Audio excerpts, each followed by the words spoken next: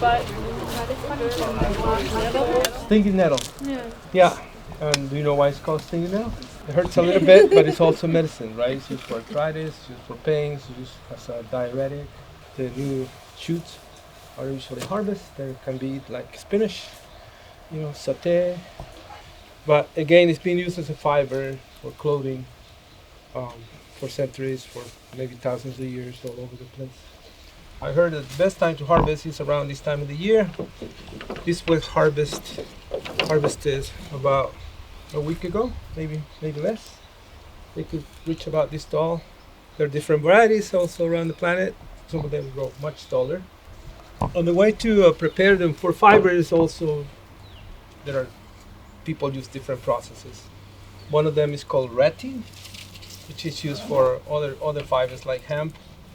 Basically, you cut the canes and lay them on the ground for microorganisms to start working on them, like fungi and bacteria, start degrading the waxes and the glues, the natural glues that bind the plant to it. Either for making rope, people used to make fishing nets around here. The reason why they use it for fishing nets is because when the fiber is underwater, it becomes almost invisible to the fish. We've been doing different experiments. In some places, people boil them and use ashes. Other people use. I've been experimenting actually using other chemicals: calcium carbonate, baking soda, borax, salt, vinegar. Different experiments, trying to see what will be the best way to get the fiber accessible.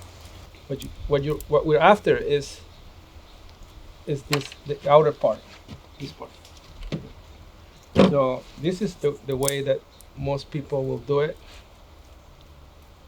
So you break the bark, the inside part, and go this way. And again, be careful of the node. Try to break it down, and then you go back. So we've been trying to figure out what will be the best way to get them out. I like this method, but I feel that sometimes you lose fiber. So basically, you break and pull it against your finger. And some people like it this way because it's easy to detach from the woody part. Sometimes we just step on them, like to break them. So you see, this is basically how you will be peeling. It's a quite time-consuming process. And like Deborah said, initially she thought that she would do it by herself.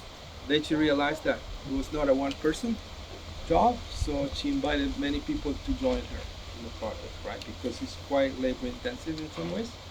And this is something that you will think about maybe as something that was done probably in the winter time, in traditional ways, right? Because you have more time in the winter time, you will sit around, do little fiber, tell stories.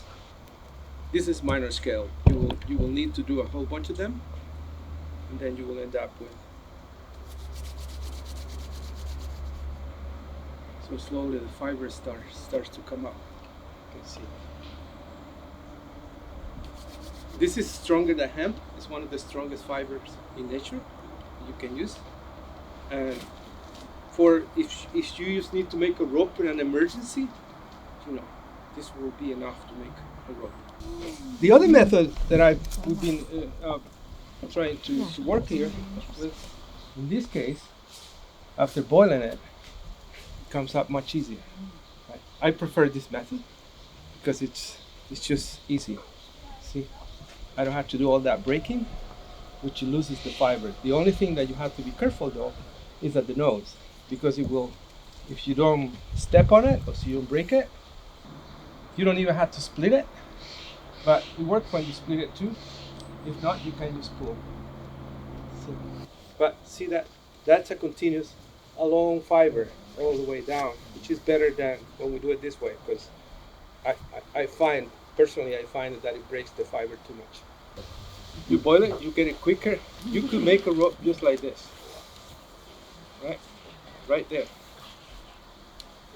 It's strong enough, or you can even double it, right?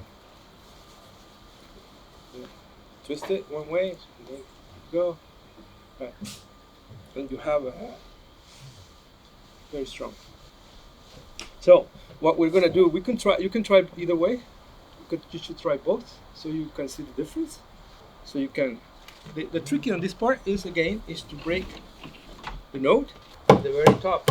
And go all the way. And the bottom part is kind of hard to get it out. So don't worry too much about it. So the most important part is probably the top.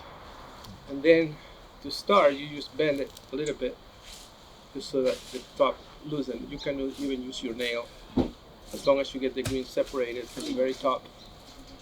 You know, the rest is just easy to pull down. You can, like I say, you can open it up just by splitting it. Put your finger through it, like that. See, it splits really easy.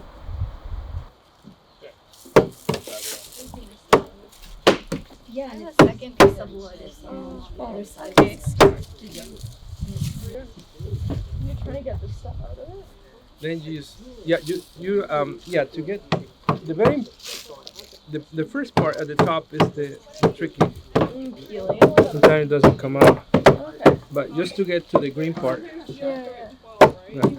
separate it You know, like with your finger here. fiber, what's that?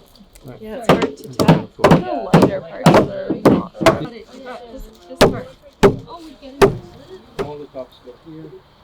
Up.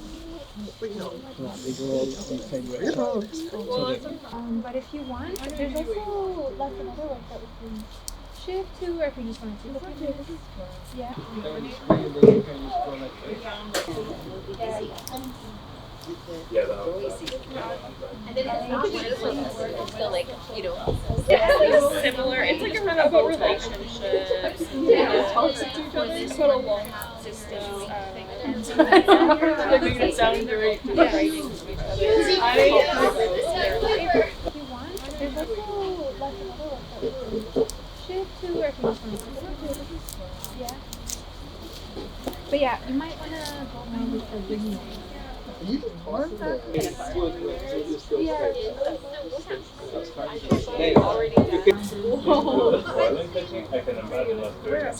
Usually we try to keep them there. 9? You almost got up on me. it doesn't. When the high school, my grade 12 here, she gave me 5. Told me that. Like, did you get placed on? Oh. Does that hurt the hand? To get the fibers out. Cleaner?